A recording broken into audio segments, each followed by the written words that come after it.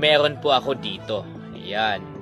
10 piso po yan. May value bilang 10 piso. Pero sa Collector's World, dahil ito ay commemorative coin at marami po naghahanap ng ganito, mag-iiba po ang presyo po nito. So, ang character na meron po dito o yung avatar ay si Andres Bonifacio. At ang meron po dito ay 150 years. Pakita ko po sa inyo closely sa kabilang camera. So, tignan natin itong meron po ako dito. Tignan natin ang harap. Ito ay release ng 2013. Ayan, 2013. Ang character po sa 10 piso na ito na commemorative coin ay si Gat Andres Bonifacio. Gat Andres. 10 piso ang value po nito sa Philippine currency, pero pagdating sa Collector's World, mag-iiba po yan. So, maayos pa po ang ano. Tapos dito sa harap ay nakalagay Dangal at Kabayanihan. Tapos lagda po ito ni ano. Yung nakikita po ninyo ay lagda po yan ni Andres Bonifacio. Tapos dito sa ibaba ay 150 years. Yan.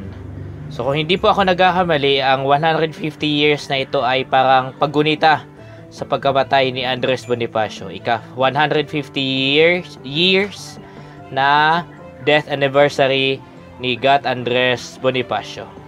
Ayan, tapos ang meron po dito ay new logo ng Bangko Sentral ng Pilipinas. Ito po ay parang sagisag yata ito ng ano, Bagong Bayani na sagisag po ito. Ayan, Bagong Bayani sagisag yung nasa gilid na yan. So, tignan po natin ang mga edge kung maayos pa ba. So far, wala namang gas-gas. May konting medyo tampered lang sa gilid, pero somehow okay na okay pa rin siya.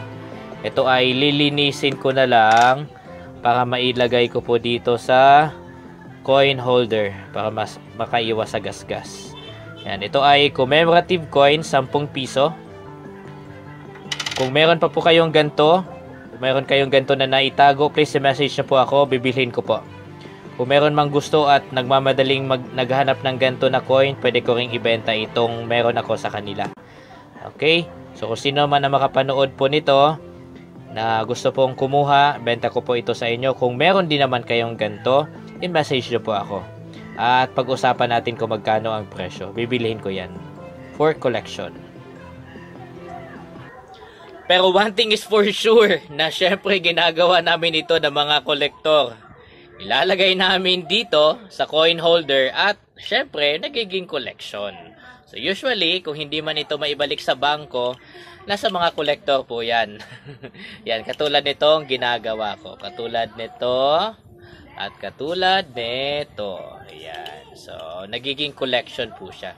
At, syempre, nagiging mahal po ito kapag binibenta na po sa mga kapwa kolektor, sa mga naghahanap po ng ganitong mga klase ng